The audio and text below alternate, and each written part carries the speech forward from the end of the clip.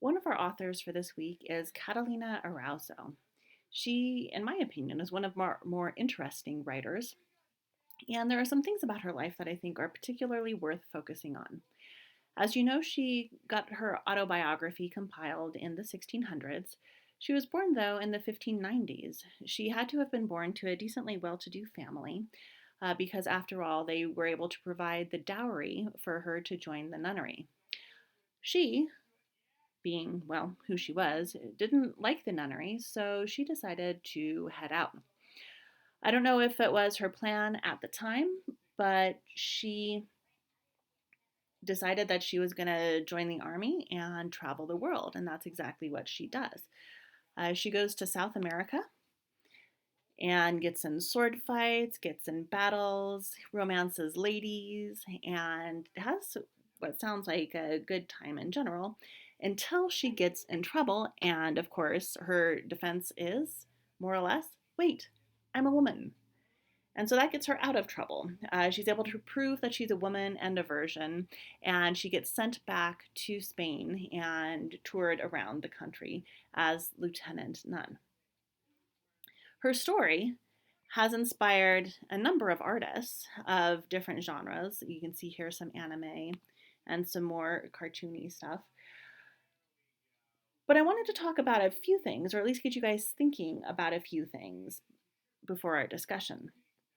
One of the things that I wanted us to think about is what her autobiography and her life suggests about women of her time, and what choices did she really have for herself.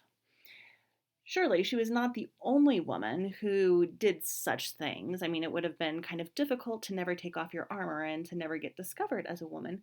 But the father of the C section, the first successfully performed C section, did it as well. Completed medical school and everything without anybody really detecting that he was actually a she, so it's actually the mother of the first C section performed. So I think it's important for us to think about the opportunities that are afforded to these writers as women. What choice do they really have if they don't want to participate in the roles that are set out for them? Interestingly, also towards the end of her, well, almost towards the end of her life, towards the end of her tenure as a man, Catalina was able to escape the punishments that men would have received for doing what she had done by claiming that she's a woman and a virgin. It's interesting to me that that is what saves her life. So it's important to think about what that suggests about the role of women as well. Another thing to think about is the dangers that would have been posed to women like her if she had just chosen to leave the nunnery and wander around the world as a woman of the time. What sorts of experiences do you think that she would have had if she were to present to the world as a woman? And so these are the kind of things that are going through my mind as I'm reading her novel. Part of me wonders like how much she really hated her life as a woman.